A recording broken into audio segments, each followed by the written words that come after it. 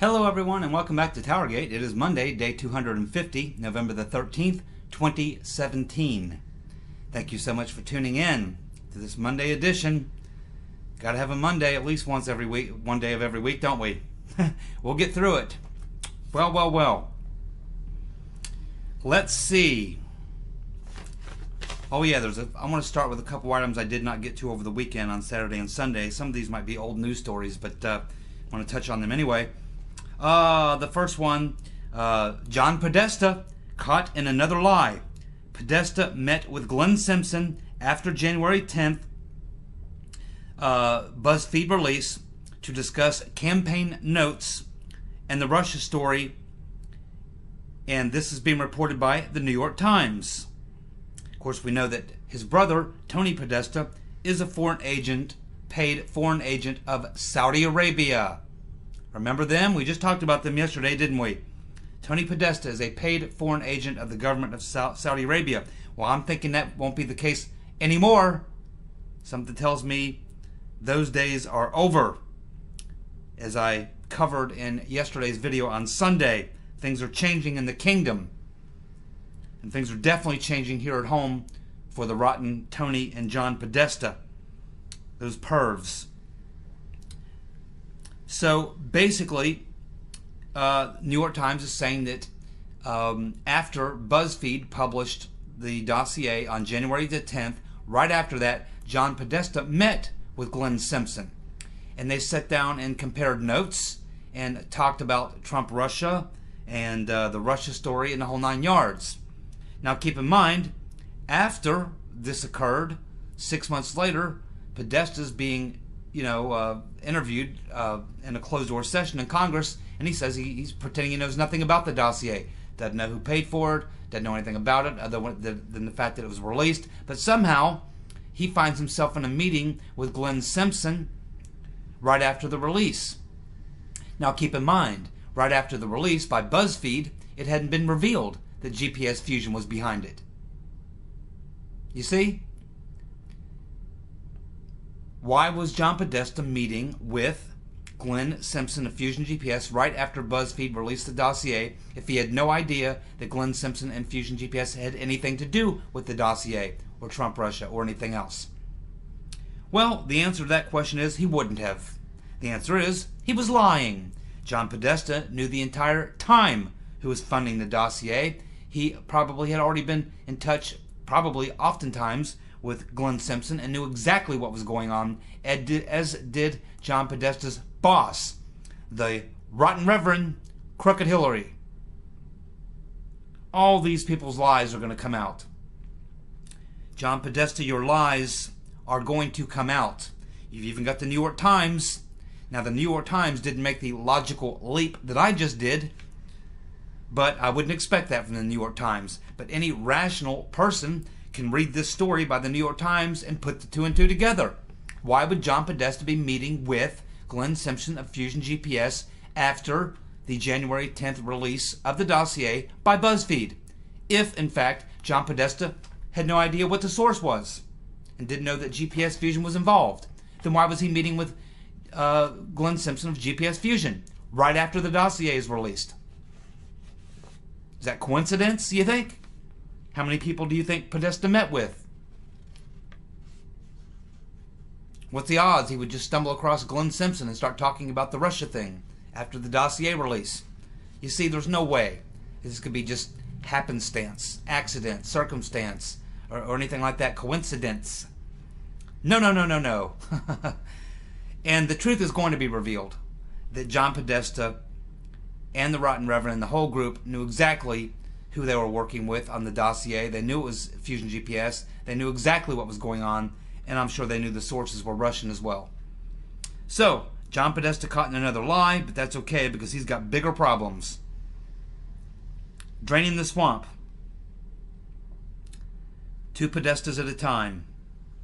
Well, we got some very interesting information in the last couple days about Chris No Shit Sherlock Wray, the new FBI director. You know, he's just been sworn in a couple months ago. He's just probably getting over the FBI, trying to get his feet wet there and learn the lay of the land and figure out what's going on. He was previously came out of the Justice Department, so he certainly has, a pretty good knowledge of the FBI and things like that. But we've been trying to figure out exactly what Christopher Wray was all about. Now, we do know that he approved releasing all those emails, Comey emails, the Comey memos. He's now given the committees investigating all this stuff permission to interview Comey's Mr. Rybicki, which was Comey's legal counsel when he was the FBI director. So, Christopher Wray, up to this point, we were hoping he would come out and drop a lot of stuff, but at this point, I think he's still new in the job, and he's trying to figure out exactly, he's now on head of the FBI, and he's probably assessing exactly what his situation is there as FBI director and what the situation is within the FBI. But we're now getting our first glimpse into the thinking of Christopher Wray, no shit Sherlock Wray, after having been sworn in as FBI director now for a couple months, what his feelings and thoughts are about this agency that he now heads. So we have a story that was written, I think this was I either got this off of Breitbart or I got it off of the Washington, maybe the Washington Times. I can't remember, I didn't write it down, where I got this. I think it was the Washington Times, actually, where one of the journalists who knows a couple people who are close to Christopher Wray are talking and saying that in their conversations, and these are private conversations that they've had with Christopher Wray about his new job, that they are learning the following things. That Christopher no shit Sherlock Wray is telling people close to him, friends close to him, that the FBI is heavily politicized. And quote is that, quote, "This place is worse than I thought." He's saying that they are no longer an independent organization and that the company, that would be the CIA, and the State Department have infiltrated the Bureau and used it as a political tool under Comey and McCabe. He also is telling people close to him that there are deep state fixers and political payback, people within the FBI who are engaged in political payback. And he's also talking about that there are issues with the holdovers from the Obama administration. So, there we're learning a little bit about what Christopher Wray thinks about what is going on at the FBI that he now heads. And it sounds like he's not very happy with what he's learning. Definitely not. He is admitting that it's very politicized, talking about the CIA and the State Department infiltrating the Bureau and taking it over, using it as a political tool. He can only be talking about all the things that we're learning about now. So maybe Christopher no shit Sherlock Wray will turn out to be a good guy. I didn't know. I looked into his background. I could see he came out of the Justice Department. He's been part of the deep state for a long time, certainly within the establishment. He was never a major player. So, I don't know, maybe Trump, when Trump interviewed him, something he liked about him and thought he would be honest and do a good job, and maybe Trump's right. Maybe Christopher Wray is a straight shooter. Maybe he's on the up and up. He is legit, and he's actually going to get control of that agency that's completely out of control. We didn't need all this inside information to be leaked to the Washington Times for us to know about the politicization of the FBI and exactly how bad things got under Comey and McCabe. We can all see that stuff now. We're learning about it now. It's more of it will come out. So no shit Sherlock Wray.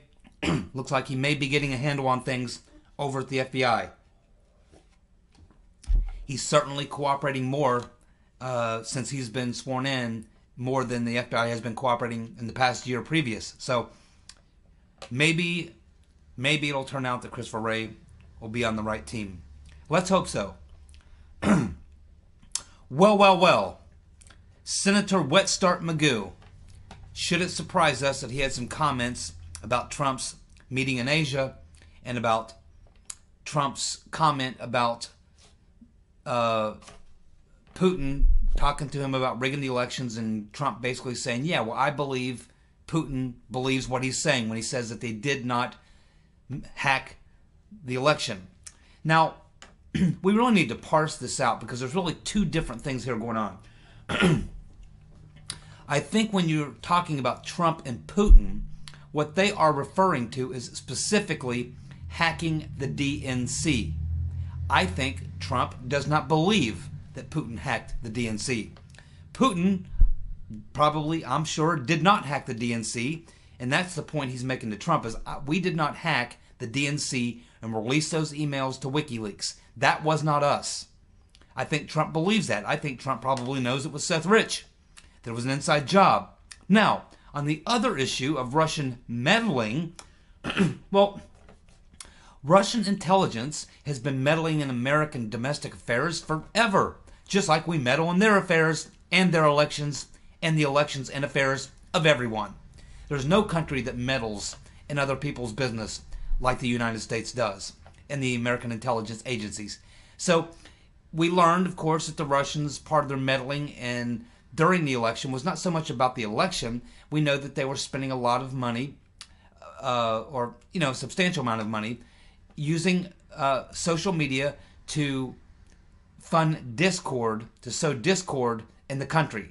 They were supporting groups like Black Lives Matter and Antifa because they want to create civil unrest, civil disobedience, civil upheaval within the country to destabilize and cause chaos. Well, this is what all intelligence agencies do to their adversaries and their enemies. They create chaos within their country by manipulating things like this. And that's where the Russia involvement was, but it wasn't so much in our election. Putin had nothing to gain from hacking the DNC. He didn't need to hack the DNC to get the DNC emails to convince people that Hillary's horribly corrupt and that the DNC was cheating Bernie. Everyone already knew that.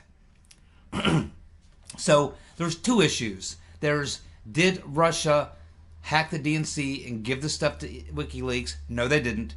Were they involved in meddling in the issues in the country and trying to promote civil discord and civil unrest and things like that? Oh yeah, absolutely. All intelligence agencies do that. We're doing it in Russia right now. And we'll be working to defeat Putin in his next election as hard as we can. We're involved all over the world doing this exact same thing. It's what intelligence agencies do. And we should expect the Russians to do the same. So I think you have to look at a clear distinction between those two things. So when Trump says that he doesn't believe that Russia hacked the DNC or meddled in the 2016 election, it doesn't mean that he doesn't believe that Russia doesn't meddle in the internal goings-on of the country. They're two different things. And that needs to be understood and explained. The Russian FSB or the previous KGB would have been, they would have been incompetent had they not been carrying out these types of operations, just as our intelligence agencies will be incompetent for not carrying out these types of operations in other countries where we want to try to create problems where it can benefit us. It's what intelligence agencies do. But the rotten Senator Magoo, Wet Start Magoo, makes the statement that there's nothing America first about taking the word of a KGB colonel over U.S. intelligence. No realism in cooperating with Russia to prop up the murderous Assad regime. To believe so is naive and places national security at risk. Typical, classic Senator Wet Start Magoo bullshit. Let's go ahead and tear that apart. First, there's nothing American first about taking the word of a KGB colonel over U.S. intelligence. Well, U.S. intelligence lies like a dog, Senator Magoo, and you know it, just like you lie like a dog. Anyone who takes the word of U.S. intelligence, remember those weapons of mass destruction? Yes. Remember those 25 leaders in Vietnam who were going to be the new George Washington? Yes. We remember all these things. Remember James Clapper telling us that they weren't spying on millions of Americans? Yes, we all remember all that. The American intelligence agencies, in fact, let's go back, Senator Magoo, to one of your good friends from an FBI director from the 1970s who was once asked the question, how will the CIA know when it has been successful? And his response was, well, when everything the American people believe is a lie, then we'll know we have been successful. There you go. That was the FBI director from the 1970s. I'm trying to remember his name. Off the top of my head, I can't. But you can go watch the interview. It's on YouTube. That's exactly what the man said. Head of the CIA, when everything the American people believe is a lie, we'll know we've been successful. There you go, Senator Magoo. American intelligence. Can you trust them? Hell no. No more than we can trust you, Senator Magoo. You're a liar. And so are all the intel agencies. That's all they do is lie and deceive. They're in the business of lies and deception, Senator Magoo, just like you.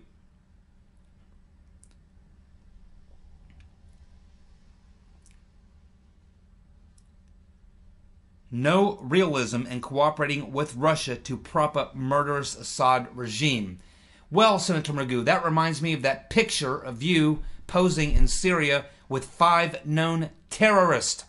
And you were there to help them gain access to weapons and supplies, which were used to kill American soldiers on the ground, which you're pretty good at, Senator Magoo, with things like that little wet start on that aircraft carrier. You took out quite a few Americans on that one, Senator Magoo. And then you're over in Syria. We've got your picture standing there with 5 known terrorists who you're recruiting for, who you're raising money for, who you're promoting, who then take the weapons that you give them, Senator Magoo, and kill Americans and many innocent Syrian civilians on the ground. Thank you very much, Senator Magoo, for your brilliance, you incompetent fuck. I wish you would die already. Someone speed up those chemotherapy. Give him a triple dose of chemo. Maybe he'll heal overnight. Jesus, what a disgusting, sick human being he is. And to believe so is naive and puts national security at risk.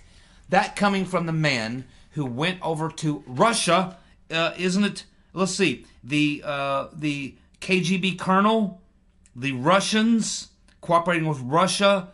Yeah, so he obviously has a problem with Russia, but Senator Magoo, you didn't have a problem using Russian sources for that dossier which you gave to the FBI director on January 9th for the purpose of bringing down and destroying the president of your own party. You sent your right-hand man to England to get a false dossier sourced by Russians to take down a president of your very own party. And what kind of good things would that have done for the country?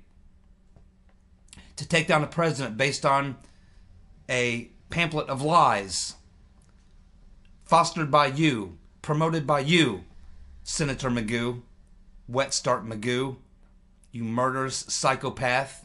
Die already! And shut the fuck up.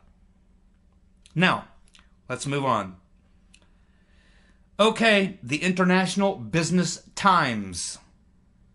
The International Business Times, pretty well-respected mag, says that the Clinton Foundation is now under severe financial strain after the world's largest corporations have ended all contributions to the corrupt Clinton organization.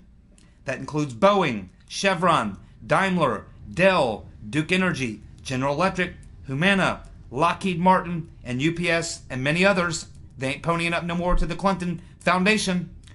Wonder why? Let me put that one for you folks in the comments section. Let's ruminate on that point for just a moment.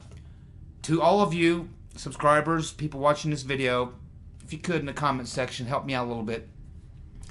Why do you think that all these massive corporations, Boeing, Chevron, Daimler, Dell, Duke Energy, GE, Humana, Lockheed Martin, and UPS, and others, why do you think that they're no longer donating to the Clinton Foundation?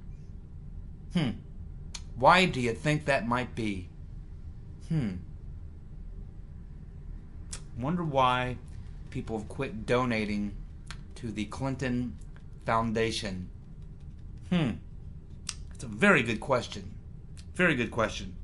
I got a lot of smart subscribers on my channel. I'm sure they'll figure that one out and help me out with that. Now, I will say this. They did. International Business Times actually contacted 50 of the Clinton Foundation's largest donors. 30 of them refused to respond to the question. The 18 that did said they ain't giving in no more. No more money from them. So they called 50 of the top donors. 30 wouldn't respond, and 18 did respond, saying that they are not going to be giving any more to the Clinton Foundation. Say goodbye to the Clinton Foundation. Of course, it's going to be the subject of some serious criminal violations, and the heads of that organization, unless they roll over on the Clintons, are probably going to jail. You will not be able to hide from that one. Well, the Podesta Group, also on the heels of that good news, the Podesta Group is shutting down, shutting the doors on the Podesta. Keep in mind, the Podesta Group is in the top 5 most powerful lobbyists in the country. And we know that Tony Podesta is a paid foreign agent of the government of Saudi Arabia. They are on retainer from the Saudi government. And of course, that puts you pretty close to the Right Reverend. John Podesta was her senior campaign chair, and Tony Podesta was the man funneling Saudi money into the Right Reverend Clinton's foundation and into her campaign illegally. I'm sure they'll be looking into that. It's also being reported by TruthFeed, which, TruthFeed's kind of a, half-half. You can kind of, some of the stuff on TruthFeed's true, some of it's kind of out there. But TruthFeed's reporting that the next indictments coming down will be John and Tony Podesta. Well, that wouldn't surprise anybody, I don't think. They indicted Manafort and his partner, and the thing that they're indicting for, one of the things they're indicting him for, is this lobbying they were doing for the Ukrainians. And of course, the Podesta Group was also on the same team with Manafort and his partner lobbying for the same guy, Yanukovych. So, yeah, obviously, I mean, that shouldn't surprise anybody. Maybe, well, it shouldn't surprise us that Tony Podesta. Maybe a little surprising that John Podesta is caught up in it too, but he's a partner of the company. He's Tony's brother, and he's one of the founders. He benefits. He gets paid. He receives money from the Saudis. Although that ain't gonna happen anymore. I think Trump shut down the Saudi money spigot. The money spigot from the Saudis, billions and billions and billions of dollars going to the corporate lying media, going to both crooked establishment people in both parties. Trump has just shut the faucet on that because he's got King Salman and his son, Prince Mohammed, on the team. They're going to end the funding of radical Islam, of the spread of radical Wahhabism, and they're going to end the spread of billions and billions of dollars into the pockets of these corrupt swamp monsters here in D.C. It's the draining of the swamp, and we're seeing it right here, playing out right in front of our very eyes. Well, it looks like Twitch McConnell is a complete idiot. He's now saying that he won't seat Roy Moore if he wins. Well, Roy Moore is going to win in Alabama. Most of those people down in Alabama know a political stunt when they see it. It's possible that maybe 40 years ago Roy Moore did something, I don't know. Who knows? The problem that you have with this thing is the people making the accusation and the timing of the accusation. Why wait 40 years? I can understand the woman said, I had kids, or I had a bad background, or whatever. But when you look at who these people are, who they're connected to, it's just campaign. It's just Democratic, down in the gutter, dirty politics. It's the only thing the Democrats can do to win. They've got to get as dirty as possible, just like the dossier. It's just an extension of the dossier, just like the Trump stuff back during the primaries. This is what Democrats always do. It's the only thing they can do. They drag out some old sex story because they know if you're running against a conservative, the number one thing you want to use against them is a bimbo eruption, a sex story, because it's supposed they're Christians and that really makes Christians angry or whatever. Hey, most Christians believe in forgiveness, don't they? I think most Christians will forgive Roy Moore, and he will win in Alabama, and he'll win by probably 10 points or more. And Twitch McConnell, you say you won't seat Roy Moore? Well, you're going to get awfully embarrassed, because I promise you that as soon as this investigation is done into these accusers and we find out more about them, that Twitch McConnell is going to look like an idiot which is not hard to do because Twitch McConnell is an idiot. And this is not going to help him with his base. He's very lucky he's not running for re-election. But I'll tell you what, I do believe that in 2018, we are going to see a lot of Republicans primaried. A lot of them establishment hacks in the Senate especially are going to get defeated by primary challengers. And once we get some fresh blood in there, now the Democrats think that they'll be the recipients of this, but they won't be. I think we are going to see a lot of establishment Republicans primaried and defeated. And once we get some honest folks in there in the Senate, and Senator Magoo is finally dead, which hopefully will happen as soon as possible, Senator Twitch McConnell is going to get the no confidence vote, and his ass will be gone. We may not be able to vote you out. We might not be able to vote you out, but once the new Congress comes into session after the 2018 elections, they get to vote on who's going to be the Senate Majority Leader. And I believe they'll still be holding the Senate. The Republicans will. But I believe they'll have some fresh blood in there, and I believe they'll give you, Twitch, the thumbs down. Your ass will be gone. And hopefully Paul Big Ears Ryan will be defeated by Paul Nehlen in Wisconsin, and he'll be gone too. Do not underestimate the things that are going on and taking place. Do not underestimate what can happen. Miracles do happen. They happen all the time. Keep watching. Well. It is Monday, and that means it's time for our Dumbass of the Week. This Dumbass of the Week, this person's actually a little disturbing, and quite honestly, this is a disturbing thing to have to report to you. If you're eating, I'll give you a moment to stop. Go ahead, swallow it now, chew it later, because this is important. Okay, hopefully you've digested that last bite, and you're not taking any more bites of whatever it was that you were eating, and you're prepared for what I'm about to tell you. Alrighty now. It appears that a feminist blogger named Zoe Starvey, S-T-A-R-V-I, has caused quite the uproar because she has announced on her social media site that she has used fluids from her own vagina yeast infection to bake a loaf of bread. Using yeast from her yeast infection to bake a loaf of bread. We can only assume she wants to feed this bread to someone that she doesn't like. Probably a white male. Probably a white male Republican with weapons. Oh boy. I won't be having dinner with Zoe Starvey anytime soon, I can assure you that. And I won't be breaking bread with Zoe anytime in my lifetime, I can assure you of that. And anyone who goes over to have dinner at Zoe's house needs their head examined. No telling what she puts in the other entrees that she serves. But she says that she used a sex aid to pull yeast from her vagina and then use that fluid as a base ingredient to make a yeast starter for a loaf of sourdough bread. And what she's looking for on her blog, this shows you that the woman's clearly Dumbass of the Week. She's looking for people to donate to her to help her pay for her art classes, and her blog is called Another Angry Woman. No, you're not just angry, you're a dumbass woman. That's what you are. You are a dumbass. Why would you... obviously you're angry if you're putting your own vaginal yeast infection into your food, and I assume feeding it to other people. I certainly hope she's not eating her own vaginal yeast-infected bread.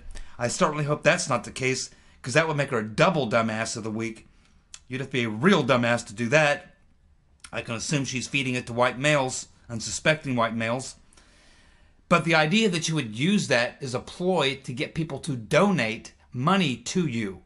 I would think that not many people would want to donate money to help pay for her art classes after she just told them that she laces her bread, her homemade bread, with yeast from her vaginal yeast infection. She should go to the doctor and get that yeast infection looked at. I don't know anything about this stuff. I've heard, my girlfriend a couple times mention the phrase yeast infection. I don't ask questions. I don't want to know about a yeast infection. I don't know about a yeast infection. I don't want to know about yeast infection. I don't want to read about it. Don't want to hear about it. Don't want to learn about it. I never wanted to know anything about yeast infections. I now know more than I ever wanted to know. And I really don't know even what it is. I don't even know what it is. I don't want to know what it is. Things about vagina. Here's it with vaginas. I don't want to know anything. I know the basics of a vagina. I know what I'm supposed to do with a vagina. The basic minimums. The above board stuff, not the crazy shit. I don't want to know anything more about the vagina other than how to locate it, how to penetrate it, how to make it feel good. That's all I really want to know. That's all I want to know. I don't want to know any of the rest of the activities of a vagina, of the necessities, of the needs and requirements, and of the various conditions that can occur with vaginas. I just don't want to know. They freak me out. They freak me out, but I am heterosexual, so I have to engage. But they freak me out. Vaginas, they're scary. Scary things. And especially when you're extracting vaginal yeast from them, yeast infection from them with what did she say? She used a toy of some sort. Yeah, a sex aid. She used a sex aid to pull. I'm sorry. I shouldn't have even gone there. Thank you so much. Actually, I apologize so much for you tuning into TowerGate on this Monday. I'll be back tomorrow, and I promise I will never, ever talk about vaginal yeast infections again. Thank you so much for tuning in. Bye.